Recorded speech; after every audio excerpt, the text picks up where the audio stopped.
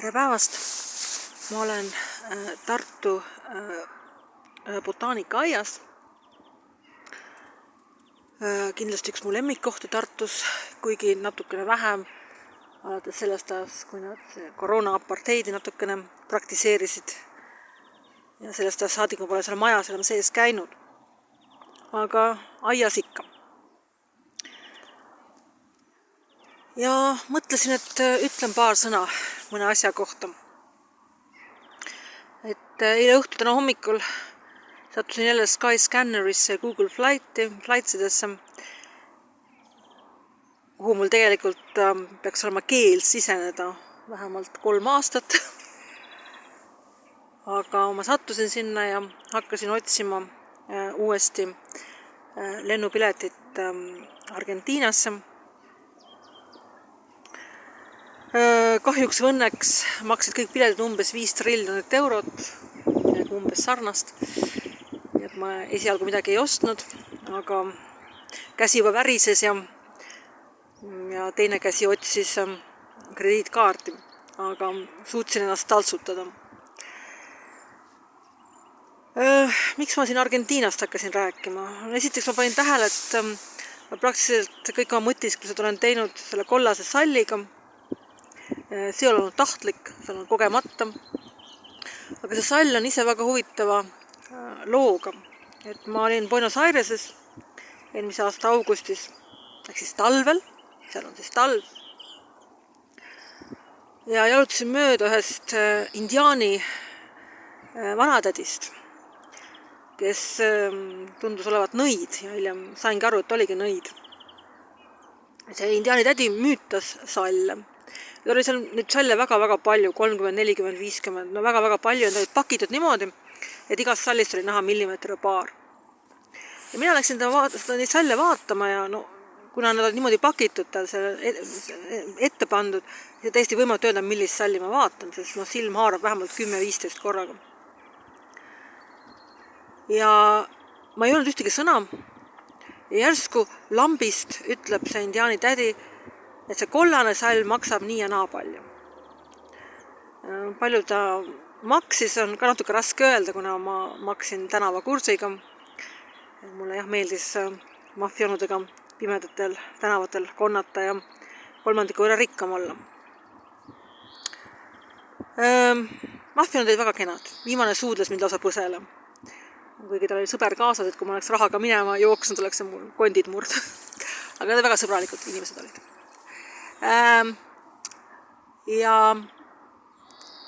Ja kui ta ütles kuskil lambis, siis ma isegi ei tajunud, mida ta ütles sellel hetkel. Ja ma lihtsalt ostsin automaatselt selle salli ära. Ja siis mingi 10-15 minutit läks mööda, siis ma taipasin, et mis praegu nüüd juhtus. Aga selle sallis on tõesti väga hea selline energia, selline tunnetus. Ja selle ma võib-olla kogu aeg seda kannangi. Aga miks ma Buenos Airesest tahtsin rääkida? Sellepärast, et Buenos Aireses oli olla väga-väga hea. Ja mis need põhjused võisid olla? Põhjused olid mitmeid. Esimene põhjus oli võib-olla see, et ilma Argentiinata ma ei oskaks poolt silpigi hispaania keelt, kuna ma tutvusin kogemata Carlos Gardelli loominguga pikki aastaid tagasi ja hakkasin seda loomingut uurima, kogemata õppisin hispaania keele nõnda ära. Siis tekkis soov minna Carlos Gardelli hauale, kus ma ka ära käisin, ja tema maja muuseumisse, kus ma ka käisin ära. Ja ma läksin sinna lennukiga, see lennuk võtab aega väga kaua, et sinna üldse jõuda, aga mitte nii kaua kui laev omal ajal. Gardell läks ikka omal ajal, kui ta emigreerus oma emaga Prantsusmaalt, siis mingi 6 aega vist, aga lennuk läheb ka mingi, ma ei tea, 18 tundi. Tähendab, ta läheb kõigepealt Euroopast mingisse suuremasse Euroopa lennujaama. Ja siis mina läksin Tallinnast Istanbuli ja siis olin öö Istanbulis ja siis Istanbulist sõitsin, see lennuk läks Sao Paulosse, Brasiiliasse ja sealt edasi siis Buenos Airesesse. See oli väga-väga pikk lend, turistiklassis, mis oli karm, aga mitte väga hull.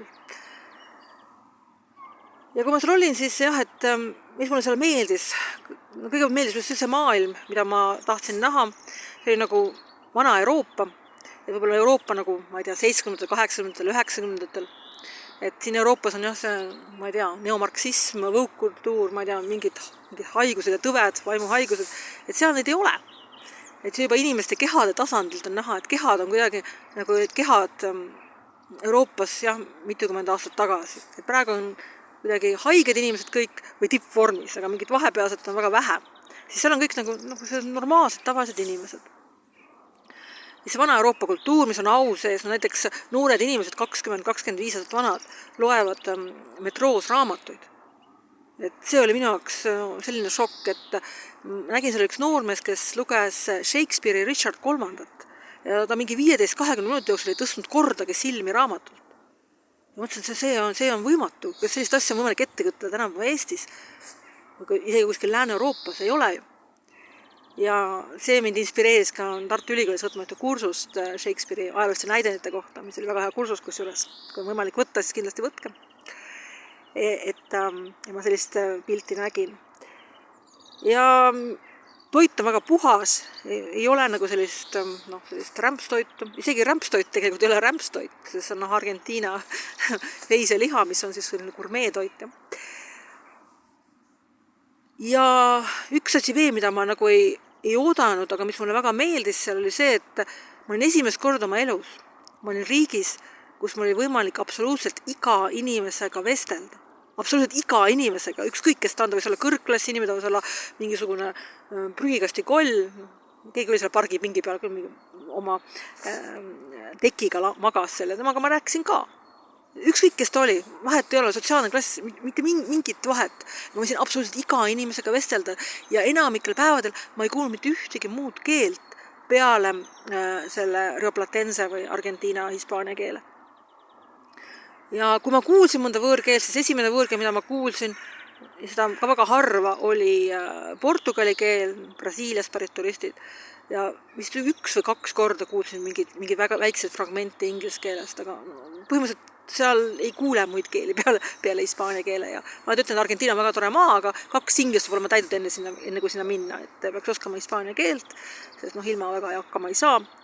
Ja oleks parem, kui oleks taimetoitlane. Ja siis on Argentiina väga tore. Ja kuna Eestis on keelelised probleemid väga suured.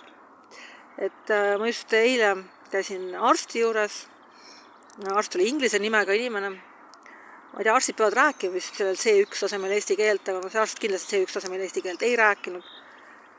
Enda kiitus ma ütlen, mulle tekinud kiusatustki keelt vahetada. Et ma olen käinud suurem osa oma elust arsti juures katalani keeles, olen käinud ka inglise keeles, näiteks Lõuna-Aafrikas arsti juures, hispaania keeles olen käinud arsti juures, mitmetes keeltes, aga mulle tekinud mõte, et ma peaksin Eestis käima mingis muus keeles peale eesti keele arsti juures. Ja aga tal ei olnud see, ta oli sümpaatne inimene, ta oli sümpaatne. Aga pärast ma lugesin sellest eesti.ee portaalist, terviseportaalist, et lugesin, mis ta kirjutanud oli ja ta oli kirjutanud asju, mida ma talle kindlasti öelnud ei olnud. Nii et need ei ole eluohtlikud teemad, tapma ei hakka, aga kummaline tunne, et sa oled nagu oma kodumaal ja siis tunned, nagu oleksid nagu mingi keeleline vähemus või välismaalane. Ja täna ma läksin siis apteeki, et rohtu osta, mis ta mulle kirjutas ja oli vene neiu oli seal ja ta rääkis eesti keelt ja kõik see asjad sai aetud, aga jällegi nagu kergelt ta nagu jukerdas ja jäi toppama ja jällegi tekkis tunne, et ma olen nagu oma kodumaal välismaal. Ja ma olen Tartus, kui ma oleksin Tallinnas, ma arvan, et see tunne oleks hullem. Ja muidugi poliitilised teemad, et mõned aastad tagasi oli siin ikka meeletu, ma ei tea, kuidas seda nimetada, mingi meie inimeste ideoloogia, eitati 5. kolonni olemasolu, käis selline kohutav venelastega miilustamine, kes keeldus venelastega miilustamast, arvas, et neil peaks olema nagu samad õigused nagu teistel, aga mitte mingid suuremad õigused, eks ju. Ülikoolis näiteks venelastel öeldakse eksamite ajal, et võite mingid vabimaterjali kasutada, mida mina näiteks ei tohiks, eks. Siis nagu öeldi, et oled paha ja kuri ja sallimatu ja mitte sõbralik ja siis oli mingi sooideoloogia oli ja nüüd on nagu see poliitiline olukord niimoodi muutunud tänu Donald Trumpi jutumärkides laamendamisele, et inimesed on segaduses. Ja nüüd on nagu vastupidiseks asi võib nüüd minna ja ma loodan, et ta läheb. Et tekib jälle selline terve mõistus. Siin küsimus muidugi see, et kas Venemaa võib ka Eesti vallutada. Jah, ta võib seda teha. Maakaardi pealt vaadates on see üpriski lihtne, Eesti koos teiste Balti riikidega jääb ju kotti. Aga küsimus on siis, keda usaldada. Kas usaldada sakslasi, Euroopa Liit on tegelikult ju Saksamaa põhimõtteliselt, jah. Ja või usaldada ameeriklasi, siis kumbagi eriti ei usalda, eks ju, aga kui ma peaksin kedagi usaldama, siis ma pigem usaldaksin ikkagi ameeriklasi kui sakslasi. Et sakslasi ma kindlasti ei usalda. Miks ma räägin, et Euroopa Liit on Saksamaa, sest kui ma olin Hongkongis, siis ma käisin kahel Macaos ja seal on need piirikontrollid. Ja üks piirivalvur tuli ja tõmbas mu järjekorrast välja. Ma olin pikas järjekorras, ootasin ja tema ütles ka mulle, et ma olen sakslane. Ja sellepärast ma pean järjekorrast välja tulema ja saan kiiremini. Saan minna automaatväravatest. Ja ma mõtlesin, et mis kuradi jama tajavad, ma ei ole ju sakslane. Ja ta ütles, et ma olen sakslane pärast seda, kui ta oli mu passi enda kätte haaranud. Ja siis ma saan aru, et mingi Hiina piirivalvur ei huvita mingi Tallinna tähed, mis on passi peal. See on tema jaoks täiesti kama 2. Mis seda huvitab, on passi turva mingid süsteemid või kuidas see pass on nagu, mis seal taustal on, meil on võib-olla mingid ilusate loomade pildid ja mingi selline kaunis kujundus, aga tegelikult seal on mingi turvasüsteem ju taga. Ja ta huvitab see ja ta näeb seda, ta ütleb, et see on Saksamaa, kõik.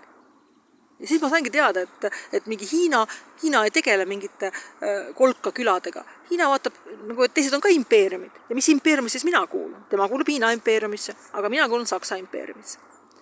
Ja see sakslasi, ma väga ei usalda. Ja siis, mida ma veel tahtsin öelda, midagi. Et see on, et ma ei taha enam reisida, mul on reisimises kõrini. Lennukiga küll meeldib väga sõita, aga ikkagi on kõrini. Aga ma olen sunnitud seda tegema, sellepärast, et kui ma seda ei tee, siis ma satun mingisse alaväärsuskompleksi või masendusse. Et ongi see, et Jordan Peterson ütles väga toredasti, et on tegelikult 2 liiki masendust. Et esimene liik on see, et on mingid välised mõjutused, mis tekitavad sellise tunde. Ja kui need mõjutused eemaldada, siis inimene ei ole enam masendunud. Ja teine liik on see, et need välised mõjutused ei ole, aga inimene ikka masendunud. See on mingi keemiline siis probleem ajus kuskil.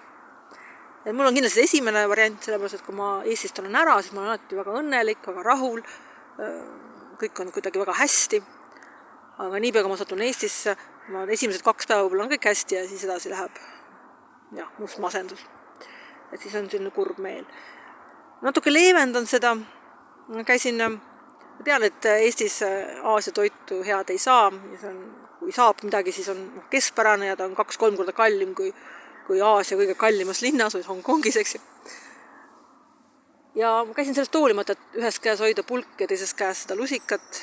Ja õnneks ei küsitud, kas mulle maitses. Ma ei saa öelda, et see oleks maitsenud. Ta ei maitsenud mulle, aga ta oli soe, ta oli sööda. Ja just sellepärast, et tundsin puudust, et ma tahan Hongkongiga ära minna. Muidugi, suvel peaks minema Argentiinasse, talvel siis Hongkongi. Kumbagi see kohta, tegelikult ma tahaks olla Eestis, ma tahaks olla eestlane, ma tahaks elada siin Eestis ja kõik rahulikult olla, aga see ei ole võimalik. See ei ole võimalik, sest kui ma siin olen, siis ma olen lihtsalt väga-väga halvas tujus, väga masendunud, väga kurb. Ja see on see, et on tehtud selline ebaterve õhkkond, poliitiliselt nagu juhm, ei osata nagu male käik ette vaadata ja räägitakse mingi õiglane, hüveline, hea, see on õiglane, hüveline, hea, et Ukraina peaks selle sõja võitma, muidugi see on õiglane, hüveline, hea, aga maailmas ei toimi asjad niimoodi. Toimub ikkagi tugevama jõud, kellel on armee taga, kellel on võime teisi territooriumi võtta, kellel on võime omi territooriumi hallata ja nii see käib. Ja parim, mida ma saan loota, on see, et mida Donald Trump ütles ka, et ta Poolat ja Balti riike ei jäta. Ja see oleks kindlasti väga-väga hea, aga selles mõttes, et ta on esitanud terve mõistusega väited, et 2 sugu on. Seda väidet ei saanud Eestist tükk aega öelda, ilma et keegi oleks kõrri karanud ja rääkinud mingist sotsiaalsest soost ja ma ei tea, muudest, vaimuhaigustest. Tekivad tagasi võib-olla siis õiglasemad määratlused, ei ole enam sellist, et ma tunnen midagi, et ma olen, et ma tunnen, et ma olen näiteks nigeerlane, et ma olengi kohe nigeerlane. Ei ole. See on see, et sa oled see, kes on su vanemad, mis on su kultuur, mis on su keel, eks ju, ja sellest sa oled tulnud. Et kas sa oled sellest halvem või parem kui teised? Ei, moraalselt kindlasti mitte, jumala ees kindlasti mitte, aga sa oled see, kes sa oled. Ja ühiskonna võib-olla ülesanne on siis teha seda, et oleks teatav selline harmoonia ja tasakaal, et oleks inimestel see ühine keel, nagu ütleme, on Argentiinas, et ma just käisin selle Carlos Gardelli selle kodupiirkonnas, kus ta elas. Ta ostis oma emale maja, mis oli enne olnud bordell, et hästi selline armas maja tegelikult. Ja kui ta seal maja ümbruses ringi jalutasin, siis ma panin tähele, et sinna on elamas hästi palju ortodoksi juute. Ja neil on teatav kindel riietus. Me saab kohe aru, kes nad on, eks ju. Ja ma hiilisin nagu lähemale, et nad omavahel seal vestlesid, et uurida, mis keeles nad räägivad, et kui nad näiteks New Yorgis või kuskil Ameerikas räägivad kindlasti jiddishis või midagi sellist, eks ju. Ja avasin, et räägid täpselt samasugust Argentiina, Rio Platense, hispaania keelt nagu kõik teised. Ja hiljem ma Argentiinase kommenteerisin, ma ütlesin, et kui need võtta need riided seljast ära, mis seal on, ja panna neile tavalised riided, nagu minul praegu, et kas me saaksime aru, et nad ei ole, nad on teistsugused. Ja seda ei saa. Täpselt samasugused nagu kõik teised. Et see on see nagu riigi jõud, et riik ütleb, et meil on teatav harmoonia, meil on ühine keel, me kõik allume selle süsteemile ja siis on hea olla. Ja Eestis sellist asja ei ole. Nii et õnneks mingi arst või apteeker mind ära tappa ei suuda, kuigi mõlemad ajavad mingit kerget soga eesti keeles suust välja. Aga jah, tuleb hakata vist jälle Buenos Airese poole minema. Jälle mingi ööpäev lennukites veeta ja nagu ikka. Nii et kuni järgmise mõtiskluseni.